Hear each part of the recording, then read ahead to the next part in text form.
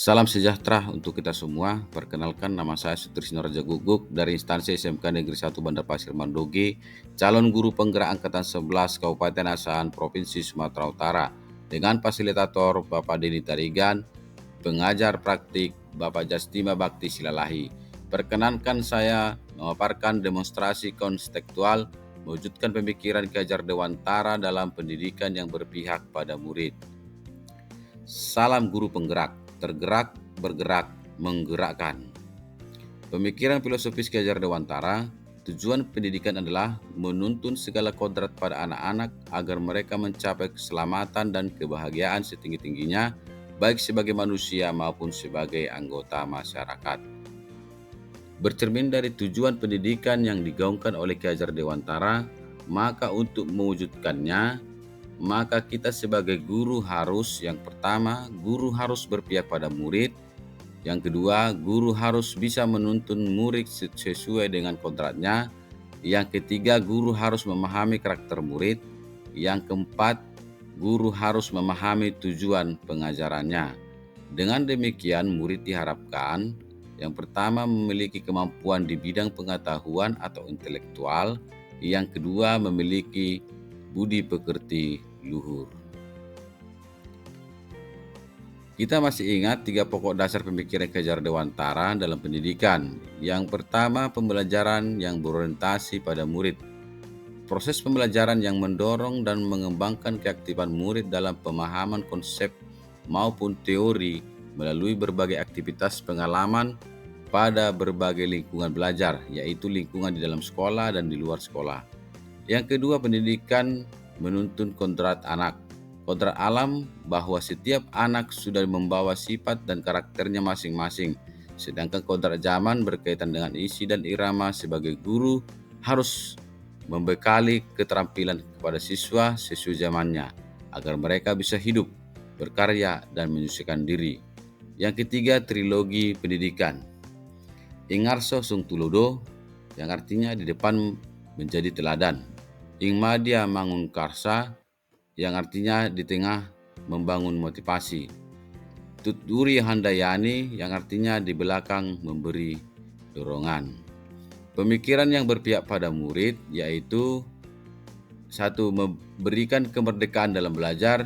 2. Berpikir kreatif dan inovatif. Yang ketiga, sesuaikan perkembangan zaman dengan memanfaatkan teknologi dalam pembelajaran.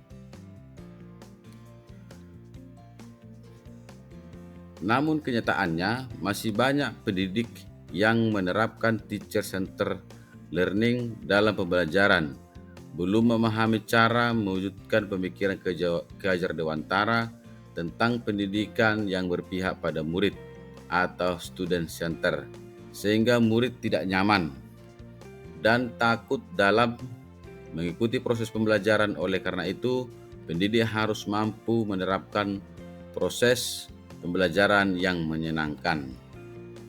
Agar dapat menciptakan suasana lingkungan pembelajaran yang menyenangkan dan berpihak pada murid, di sekolah saya telah menerapkan kegiatan-kegiatan untuk mewujudkan pemikiran Ki Hajar Dewantara. Di antaranya, yang pertama, program ekstrakurikuler.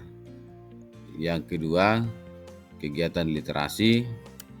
Yang ketiga, kegiatan pembelajaran dengan menggunakan metode bervariasi. Yang keempat, pembiasaan kegiatan 5S, yaitu salam, senyum, sapa, salam, dan santun.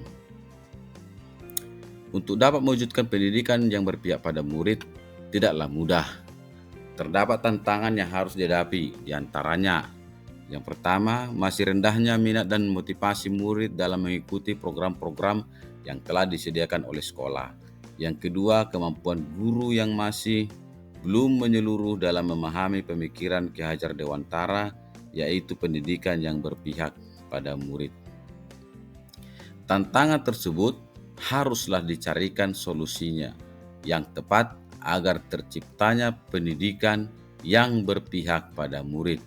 Solusinya adalah yang pertama, menggunakan model atau metode pembelajaran yang bervariatif agar murid dapat belajar dengan nyaman di kelas.